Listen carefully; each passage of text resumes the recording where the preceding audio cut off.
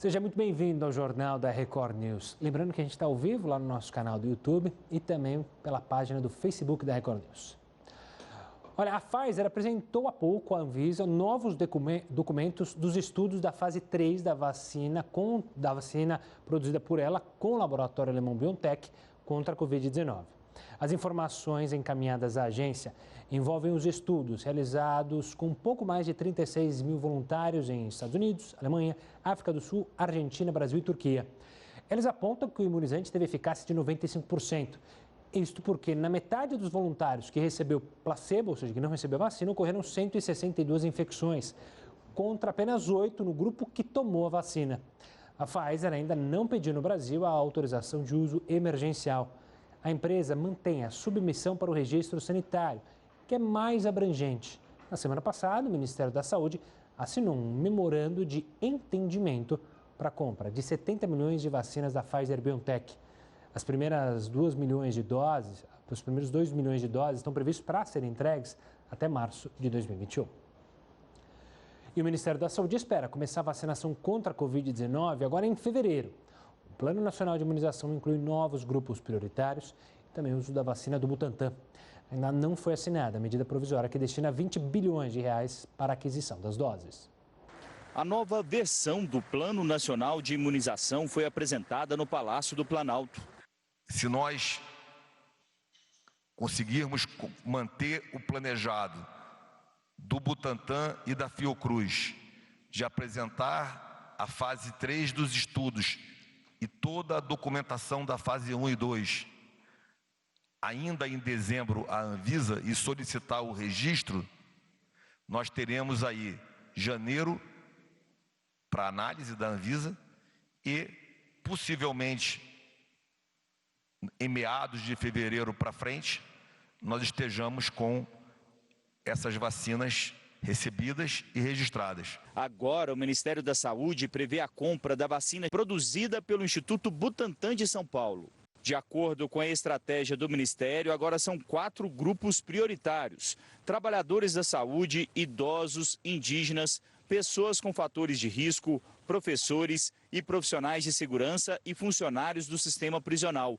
Além disso, estão agora neste primeiro grupo comunidades ribeirinhas, quilombolas, trabalhadores do transporte coletivo, pessoas em situação de rua, presos e deficientes. A estimativa do governo é vacinar quase 50 milhões de pessoas nas 3 etapas prioritárias, com a vacinação sendo concluída no Brasil num período de 16 meses.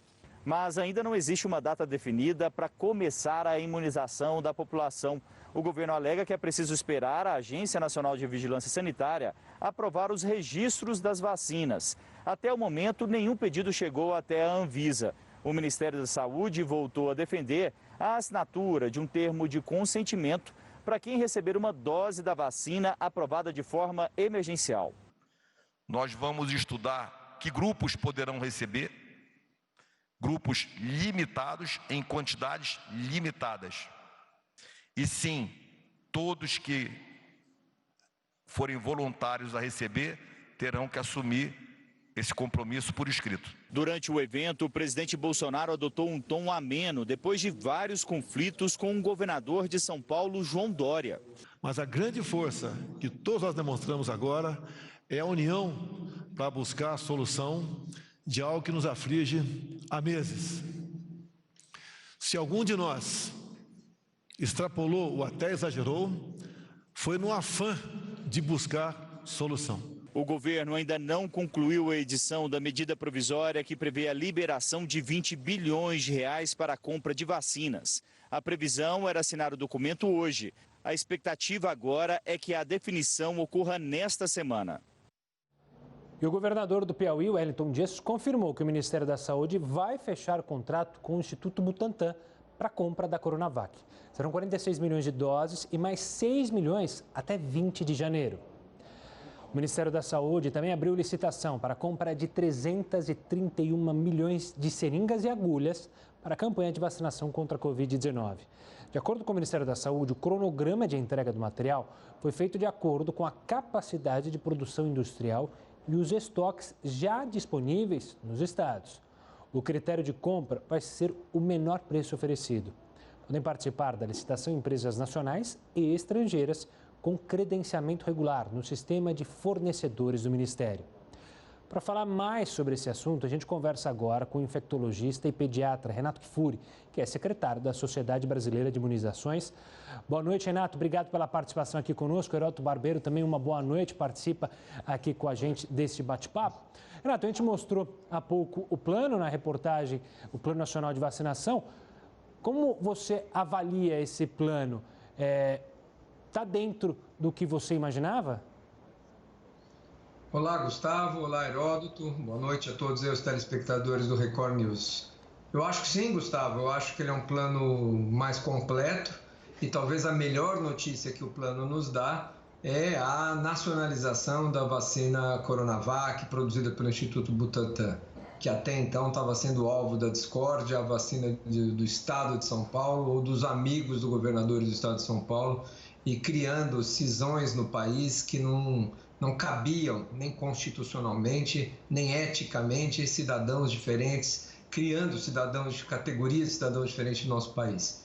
Eu acho que talvez dentre todos os anúncios feitos hoje de grupos prioritários, de quantidades, de insumos, tudo tão importante para construir uma campanha de sucesso, a melhor informação na construção dessa campanha foi essa de nacionalizar todo o programa com o uso, inclusive, das vacinas do Butantan. Doutor Renato, o Brasil é considerado aí um país que tem um excelente sistema de vacinação. Quando é que ocorreu pela última vez um esforço nacional para a aplicação de uma vacina no país? Há quanto tempo isso ocorreu?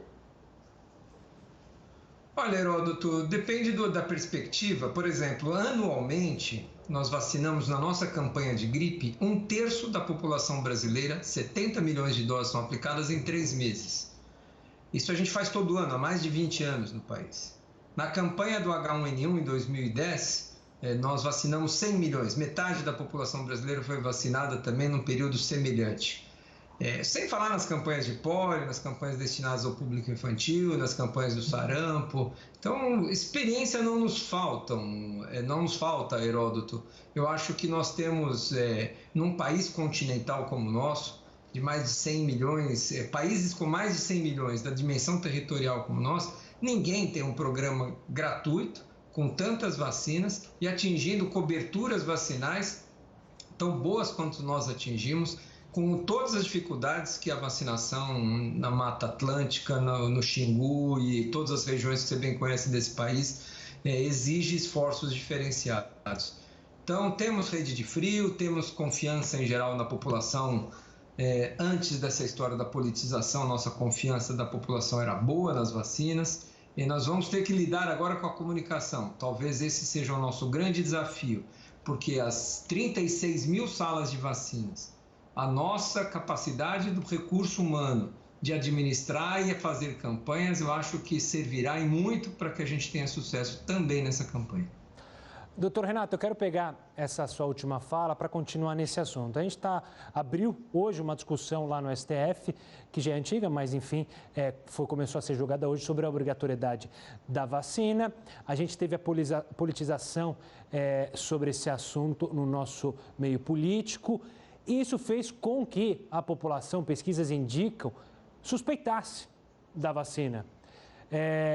Não entrando no mérito da obrigatoriedade ou não, mas é preciso fazer uma campanha nacional para dar confiança às pessoas a irem voluntariamente, para que não seja necessário até uma obrigação, para justamente a gente atingir um número suficiente de pessoas vacinadas e, com isso, acabar com a circulação do vírus? Olha, Gustavo, nós vivemos no mínimo 2 epidemias, a epidemia da Covid-19 e a epidemia da desinformação, que a Organização Mundial da Saúde denomina de infodemia, que para mim é uma doença digitalmente transmissível. Ela se transmite pelos canais de comunicação, pelas redes sociais, e vem permeando toda a pandemia de Covid-19. Foi assim quando se partidarizou e se disputou se o isolamento deveria ser horizontal e vertical, se deveríamos ou não tomar cloroquina, se é para usar máscara ou não é para usar máscara, se é uma gripezinha ou é uma doença grave. E agora com as vacinas não está sendo diferente. É a vacina do governador, a vacina do presidente, a vacina da esquerda, a vacina da direita, questões xenofóbicas. Como se fosse uma torcida de futebol, eu torço por essa vacina e comemoro quando uma vacina fracassa. Isso é um absurdo para a ciência. Nós gastamos tanto tempo da ciência aqui desfazendo esses mal-entendidos e tentando esclarecer para a população que não é isso, que a vacina vinda de qualquer país, de onde ela venha, ela só vai ser licenciada se ela tiver demonstrado sua eficácia e sua segurança, e todas são bem-vindas, que é um desserviço que se faz à população e, claro, que cria um abalo num dos pilares do sucesso de um programa de vacinação, que é a confiança. A confiança na vacina, a confiança no poder público, a confiança no agente promotor dessa campanha. Nós vamos ter que trabalhar muito e vamos contar com vocês para nos ajudarem a ter uma estratégia de comunicação transparente. Mas nossos políticos precisam ajudar, não é possível. Renato, eu acho que no meio desse cenário que você citou, que realmente é um cenário real, infelizmente, né? Tem alguma coisa, nós temos um sol lá na frente, no horizonte na céu.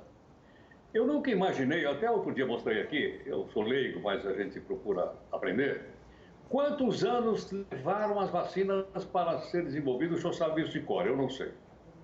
Mas uma lá levou 40 anos, outra levou 11 anos, outra 7, essa daqui, ou essas daqui, porque são várias, levaram 11 meses.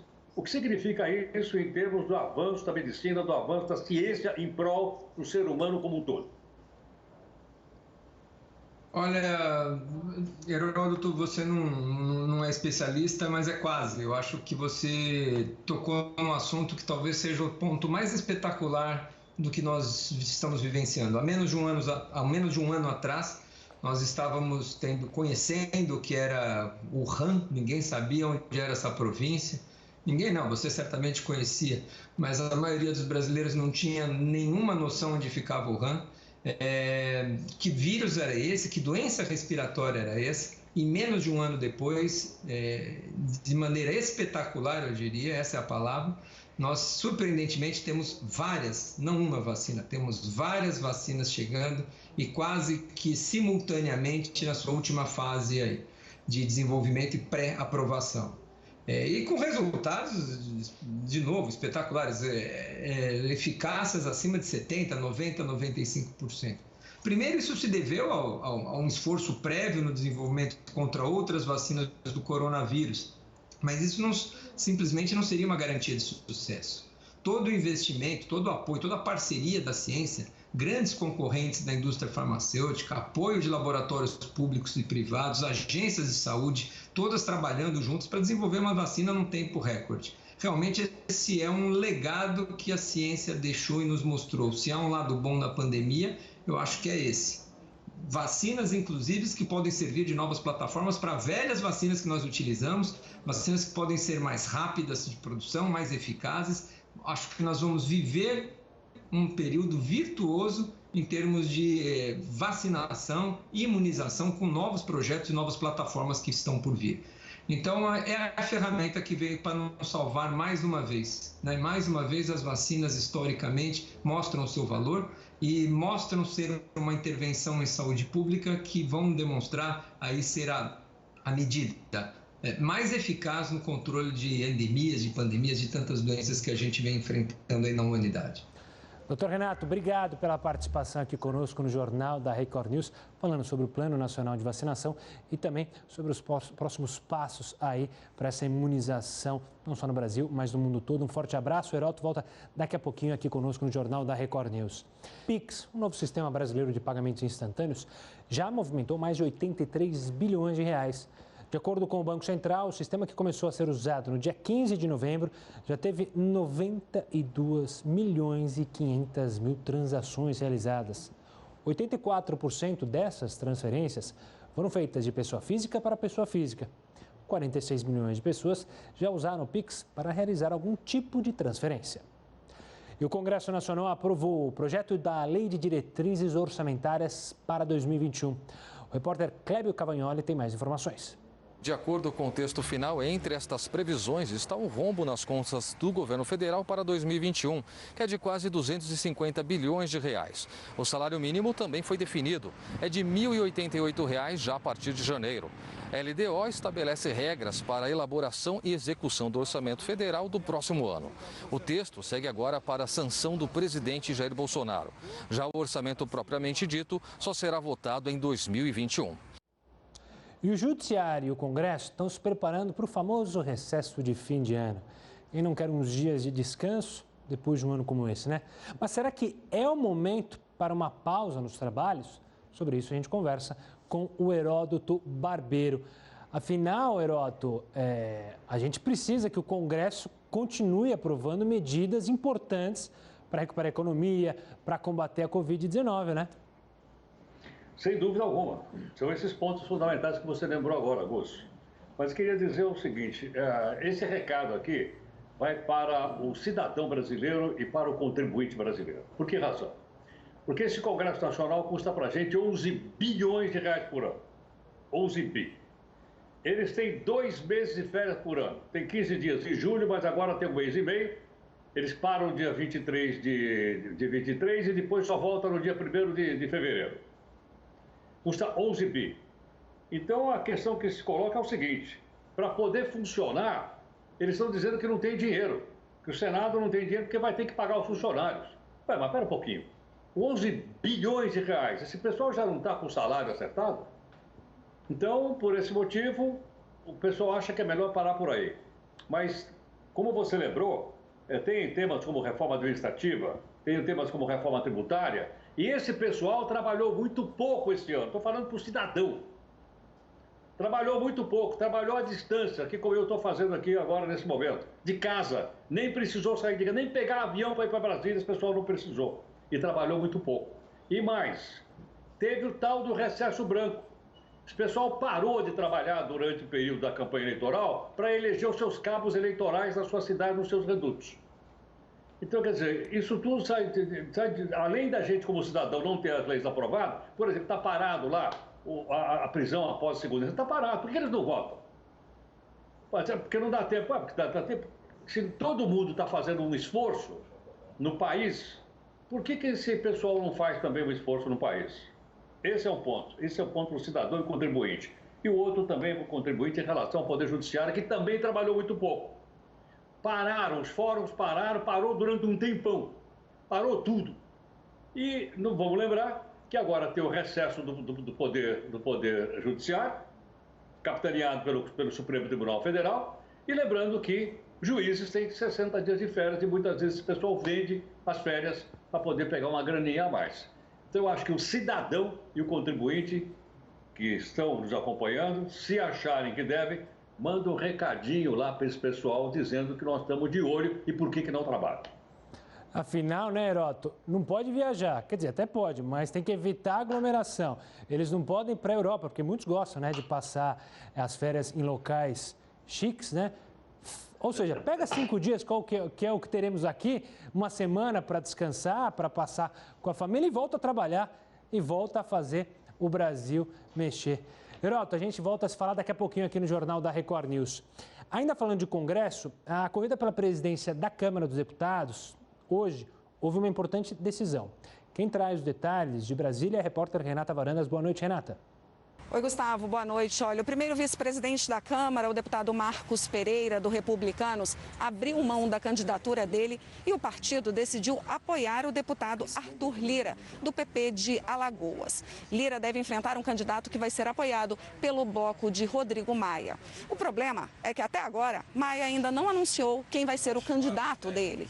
E essa demora, segundo parlamentares, acaba fortalecendo o deputado Arthur Lira.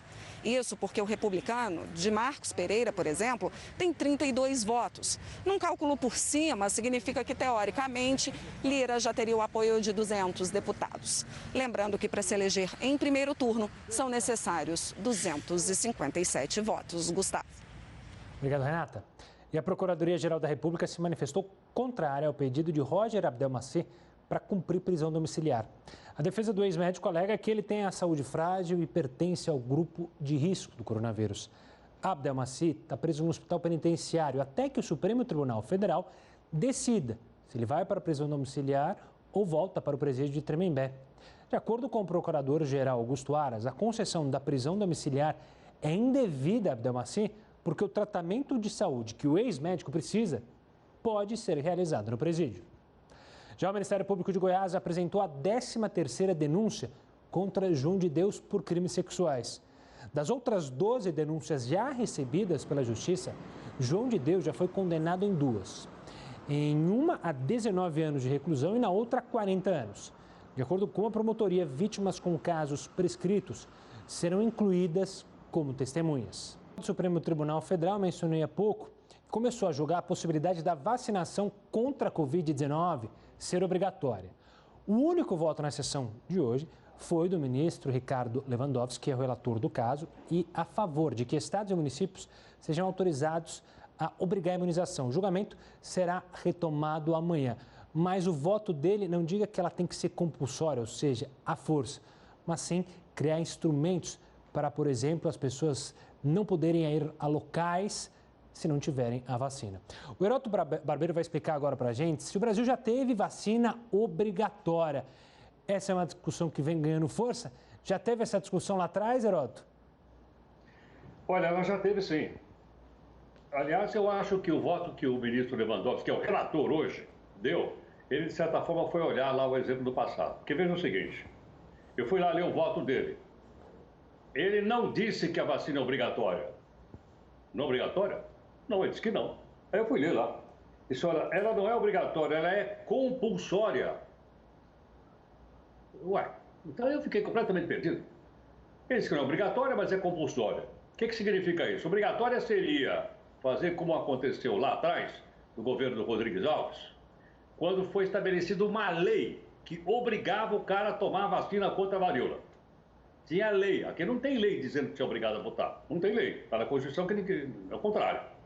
O que eles faziam no passado? Eles invadiam a casa do sujeito, lá, Oswaldo Cruz, aquele pessoal, e dava vacina no cara, quer o cara queira, quer não. Isso era obrigatório.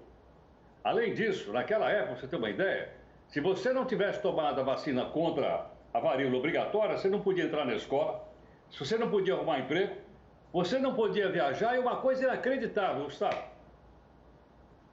não podia casar. É brincadeira ou não? Mas por quê? Porque teve lei.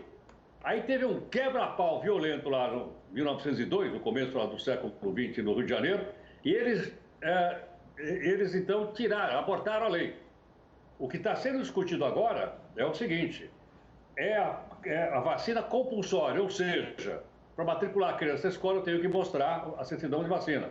Eu, para ser empregado numa empresa, a empresa me pede o meu atestado de vacinação.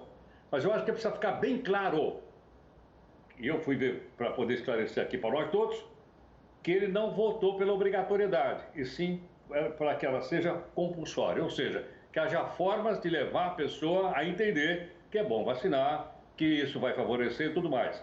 Mas eu não posso entrar na sua casa, invadir a sua casa, como fez lá na época do Rodrigues Alves, e mandar uma injeção em você, Gustavo. Você prefere no braço esquerdo ou no braço direito? Acho que eu prefiro no esquerdo, porque às vezes fica dolorido um pouco, né, quando a gente toma uma vacina, então é bom deixar o braço direito, que é o meu bom, que é para escrever e tal, deixar ele livre. Então eu prefiro no esquerdo a minha, tá bom, Heródoto? Mas ficou clara essa diferença aí ou não? Não, está claríssimo. E o voto do ministro foi justamente nisso, né? Em se criar regras e impossibilidades. É bom lembrar que a gente tem exemplos hoje. Se você quiser viajar para determinadas regiões do mundo, eles falam, olha, só com a vacina da febre amarela que você pode bater aqui. E o Brasil obriga também. Então, ou seja, é uma obrigatoriedade, mas sem colocar... Compulsória, sem colocar você contra a parede. Não é obrigatória. Exato. Aí vou dizer, se você não vacinar com a amarela, você não entra na Índia. Exato. Vamos acompanhar. Amanhã tem a continuação do julgamento. A gente, claro, vai trazer as informações. O Heródoto volta daqui a pouquinho aqui conosco no Jornal da Record News. Ele falou do Oswaldo Cruz. A Fundação Oswaldo Cruz lançou uma cartilha com os cuidados necessários para evitar a disseminação do coronavírus durante as confraternizações de fim de ano. Deixar claro que a forma mais segura de comemorar é ficar em casa com as pessoas que já moram junto. Mas para quem vai festejar num outro lugar ou então receber convidados, os especialistas explicaram que é preciso usar a máscara sempre que não estiver comendo ou então bebendo alguma coisa. Além disso, é importante andar com um saquinho para guardar a máscara naqueles momentos das refeições e também andar com uma extra. O documento sugere que as pessoas deem prioridade para os locais abertos e que não compartilhem os talheres ou então os copos. Também é importante higienizar as mãos depois de tocar os objetos que outros convidados tocaram. O ideal é evitar as aglomerações e manter a distância de pelo menos 2 metros de outras pessoas. Por isso, é muito importante ver se o espaço é grande o suficiente para a quantidade de pessoas que você vai estar ali no momento da comemoração. E nada de música no último volume. Assim as pessoas não vão precisar falar alto ou então gritar. Por fim, não dá para esquecer de um produto que é importantíssimo nesse combate à disseminação do vírus: o álcool gel. Ele deve estar em todos os ambientes da sua casa. Todos os países da União Europeia vão começar a vacinação contra a Covid-19 no mesmo dia. E a expectativa das autoridades é que seja antes mesmo do final do ano. No dia 21 de dezembro, a Agência Europeia de Medicamentos vai se reunir para avaliar a vacina produzida pela farmacêutica americana Pfizer em parceria com a alemã BioNTech. A reunião, que aconteceria apenas no dia 29, foi antecipada. Depois disso, a palavra final para a aprovação depende de uma comissão da União Europeia. A presidente da entidade, Ursula von der Leyen, disse que é provável que os europeus comecem a ser imunizados antes do final do ano. Ela ainda afirmou que todos os países da União Europeia vão começar a vacinação no mesmo dia. Aqui em Portugal, o governo confirmou que vai ter doses suficientes para vacinar toda a população. A imunização deve começar 3 dias após a aprovação final da União Europeia. No Reino Unido, onde a vacinação já começou, 140 mil pessoas já foram imunizadas somente na primeira semana. Na Rússia, o número de pessoas vacinadas chegou hoje a 150 mil. O ministro da Saúde afirmou que a Sputnik V, mesmo em fase de testes, já chegou em todas as regiões do país. Da Europa para a América do Sul, o Chile aprovou o uso emergencial da vacina contra o coronavírus desenvolvida pela Pfizer. A decisão deve ser validada já nos próximos dias. Assim que confirmada, o Chile será o primeiro país aqui da América do Sul a aprovar o uso desta vacina. A expectativa é que a campanha de vacinação comece na véspera do Natal. O acordo fechado pelo país prevê 10 milhões de doses. E o Supremo Tribunal Federal decidiu que amantes não têm direito a receber pensões por morte. Quem vai explicar essa decisão para a gente é a Cláudia Stein, especialista em direito de família. Cláudia, obrigado pela participação aqui conosco para falar sobre esse tema. Foi uma decisão apertada, né? Foram 6 votos a 5 para esse não direito. Exatamente, Gustavo, foi bastante apertado mesmo, 6 a 5. Nós até tínhamos aí uma ideia que não fosse ser dessa forma, mas foi, nos surpreendemos. E o que foi decidido pelo STF, então? Na verdade, o que foi decidido, e é muito complicado falar a palavra amante, porque nesse caso concreto, que dá origem a essa repercussão geral que vigerá para todos os tribunais brasileiros, na verdade, o que foi reconhecido é que se alguém tem uma união estável, já constituída e reconhecida, é impossível reconhecer uma outra união com caráter de estabilidade. Porque quando a gente fala com caráter de estabilidade, é justamente o que o amante não tem. Porque os amantes estão previstos também no direito brasileiro, mas de outra forma. É uma relação que não é eventual, mas entre pessoas impedidas de se casar. Então é diferente o direito do amante. Nesse caso, eram uniões estáveis. Doutora, caso o Supremo viesse a reconhecer essa dupla estabilidade, não seria a mesma coisa que legalizar a bigamia no Brasil? Então, Heródoto, falando em bigamia, no termo, vamos dizer assim, mais laico, porque bigamia é crime no Brasil, é definido como crime, me parece que não.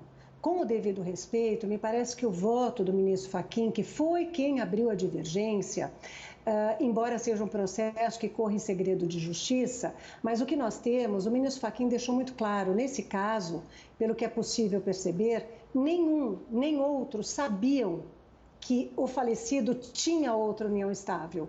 Então, havia boa-fé por parte desses companheiros. Então, o que o ministro Fachin deixou claro é o seguinte, que pode haver, sim, a divisão de uma pensão previdenciária se ficar comprovado que as pessoas estão de boa-fé. Porque no Brasil, inclusive, se uma pessoa casada se casar de novo e o outro não souber dessa realidade, ele aproveita todos os efeitos, que é o casamento putativo, que o ministro Fachin faz remissão no voto dele. Então, não me parece, não, que nós estaríamos, com todo respeito ao ministro Alexandre de Moraes, salvando a figura da bigamia no Brasil. Doutora, essa foi uma questão relacionada à pensão previdenciária, como você bem relacionou. Mas isso pode repercutir em outros aspectos ligados a isso? Dou exemplo, alguém que deixa uma herança para justamente ter duas famílias. Tem duas famílias, como você bem mencionou do caso, né? As outras famílias não sabem da existência de uma ou de outra. Isso pode repercutir nesse caso também? A rigor, Gustavo, pode repercutir, te digo por quê. Por incrível que pareça, em 2020 é vedado deixar uma herança para a pessoa que for concubino ou concubina. Então, aqui nós estamos exatamente na figura do amante, tá? Se alguém deixar uma herança e houver uma contestação em juízo e ficar comprovada que a relação daquele que testou com aquele que será beneficiado era de concubinato, aí nós não estamos falando de união estável, nós estamos falando de amantes mesmo. Essa deixa testamentária não surtirá eficácia. Em 2020 nós ainda estamos desse jeito. Agora, o que pode repercutir é na questão relacionada à pensão alimentícia. Porque se for realmente vedado que se reconheça outra união estável, o que acarretará é que aí esse companheiro perderá o direito a receber alimentos, porque o Código Civil é muito claro que quem recebe alimentos é companheiro. Doutora, agora uma explicação mais para nós acompanharmos de uma forma bem didática. Os bens que porventura ele deixar serão divididos em partes iguais entre os filhos da primeira união estável e da segunda união estável? Sim, Heraldo. No Brasil, filhos são todos iguais, não se faz nenhuma diferenciação em razão da origem. Perfeito. Ou seja, contra esse aspecto, então, a lei protege justamente as crianças, os filhos, em todos os sentidos. É só o caso da mulher, do homem, que tinha essa relação extraconjugal. Exatamente, mas os filhos sempre protegidos. Doutora, mais um esclarecimento. No passado, quando a gente falava em duas uniões estáveis, você imaginava uma pessoa de um sexo e as outras duas do outro sexo. Hoje não é necessariamente assim. Ainda assim é união estável? Sim, isso é um julgamento do Supremo Tribunal Federal, já do passado, reconhecendo que os homoafetivos também, se tiverem essa relação com o objetivo de constituir família, eles têm uma união estável e podem, inclusive, se casar no Brasil. Doutora Cláudia, obrigado pela participação aqui conosco, analisando esse caso curioso que foi decidido pelo STF. Obrigado e até uma próxima, doutora. O uso de máscaras, uma proteção importante na prevenção ao coronavírus, tem sido deixado de lado, infelizmente, por muitas pessoas, mesmo em meio a aglomerações. A funcionária que checa a temperatura de quem entra na galeria deixa a máscara no queixo. Estamos na região de comércio popular do Brás. Distanciamento não existe. Máscara, todo mundo tem, mas nem todo mundo usa. Moça, cadê a máscara? Oi, muito calor, moço, não dá. Você não tem medo de pegar o coronavírus ou de transmitir se você estiver? Não, tem, né, mas muito quente, muito quente. E muitos dos que usam errado, ou de vez em quando. Você não tem medo de pegar o coronavírus ou de passar para alguém? Ah, amigão, medo eu tenho, né, mas a gente sempre se previne, né? Mas agora você estava sem máscara. Estava sem máscara agora, mas para atender vocês, como alguém se aproxima de mim, eu vou e coloco a máscara. Seu Cícero pegou o Covid aqui, se recuperou e voltou para o trabalho. Só que nem todos tiveram a segunda chance. Velhinha morreu, uma velhinha marreteira morreu. Morreu um vendedor de cocada novinho, de 30 e poucos anos. Trabalhava aqui? Trabalhava aqui vendendo cocada. 30 e poucos anos, morreu de coronavírus. Esse comportamento se repete não só em áreas populares. No Parque do Ibirapuera, não é difícil encontrar gente com a máscara no pescoço ou no braço. Se fazer uma simples caminhada sem a máscara já é um risco para você e para as pessoas que estão ao redor, imagine praticar um esporte de contato sem a proteção, como futebol ou basquete, por exemplo. Aqui nas quadras do Ibirapuera, isso é bem comum. Flagramos grupos sem máscaras nas 4 quadras por onde passamos, todos bem ao lado das faixas que alertam sobre as regras. Um decreto estadual prevê multa de R$ 524 para as pessoas que descumprirem a obrigatoriedade do uso da máscara e de mais de R$ 5 mil para os estabelecimentos. Esses esportes físicos que envolvem essa questão do contato, eles aumentam a transmissibilidade, né? Você vai estar encostando nas pessoas, você vai estar sem máscara, então potencializam a transmissão da doença. Desrespeitar os protocolos de segurança é desrespeitar quem está fazendo a sua parte. Então, quando a gente vê pessoas que não usam a máscara, a gente fica preocupado até mesmo para a segurança não só nossa, mas das nossas famílias e dos nossos filhos. Nós precisamos ter essa consciência até mesmo para ajudar todo mundo. A Secretaria de Estado da Saúde de São Paulo disse que intensificou as ações da vigilância sanitária para verificar o uso de máscaras e para inibir aglomerações em estabelecimentos comerciais. Desde 1º de julho, são mais de 110 mil estabelecimentos inspecionados e 1.200 autuações. Já a Prefeitura de Salvador autorizou que os shoppings tenham horários especiais para as compras de Natal. Os centros de compra poderão funcionar 24 horas seguidas nos 2 dias que antecedem o Natal, dias 23 e 24 de dezembro. Já entre os dias 16 e 19 de dezembro, as lojas poderão funcionar entre as 9 da manhã até as 10 da noite, mas com a famosa limitação de clientes. Mesmo autorizados, os shoppings ainda não confirmaram se vão de fato funcionar nesse esquema, porque muitos lojistas estão com o quadro de funcionários reduzidos devido à pandemia. A Prefeitura de Salvador entende que essa é uma oportunidade de retomada econômica para os comerciantes. E agora a gente vai até Belém, porque lá a Prefeitura proibiu a comemoração de festas de fim de ano. O objetivo é evitar o crescimento de casos de coronavírus na cidade. Ficam, portanto, proibidas as atividades de bares, restaurantes, lanchonetes, barracas, casas noturnas, boates e similares. A tradicional comemoração de Réveillon no Portal da Amazônia e Estação das Docas também foi cancelada. Olha, o verão está chegando e, assim como a gente, os animais de estimação também sofrem e precisam de cuidados especiais nesses dias de calor. O Lui não costuma estar muito para conversa, não, mas faz a tarefa de casa. Sair para passear só quando está mais fresco e nada de longas caminhadas. As patinhas agradecem, até porque a Júlia sabe que todo cuidado é pouco. Ele é bem peludão e ele tem pelo e subpelo, né? Então tem que sempre tomar esse cuidado de não deixar ele muito no sol, no calor. Às vezes ligar um ar-condicionado quando está muito quente, né? Locais com pouca ou nenhuma ventilação e alta umidade, como carros, parques e praias sem sombra, são espaços propícios para que o pet sofra um choque térmico. Mas os problemas não param por aí. A desidratação também pode ser um grande alerta para situações graves. Por isso, é importante manter o pet hidratado durante todo o dia. Vai deixar ele em casa durante o dia?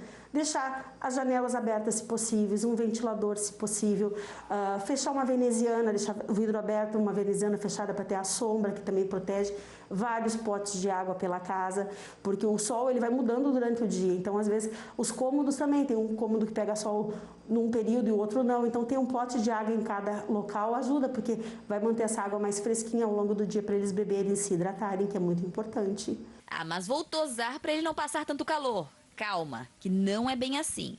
A veterinária explica que é preciso um certo limite na hora da tosa, já que o pelo do animal serve como proteção, especialmente contra queimaduras e insolação. É uma falsa realidade, porque está tirando a proteção do animal. Não que não deva tosar, mas tem que ter uma cautela, porque às vezes baixa muito o pelo, o animal fica desprotegido, ele vai pegar a incidência dos raios solares ali, que não vai fazer bem. Então assim, o cachorro é mais dentro de casa, dá para baixar mais o pelo. É o cachorro externo, o cachorro que fica no quintal, tosar ele o mínimo possível, porque aquele pelo todo que ele tem, que a gente acha que está esquentando, ele está, na verdade, fazendo uma proteção da pele, para não ter insolação, não ter queimaduras solares, esse tipo de coisa. O Jornal da Record News fica por aqui. Tenha uma ótima noite e até amanhã.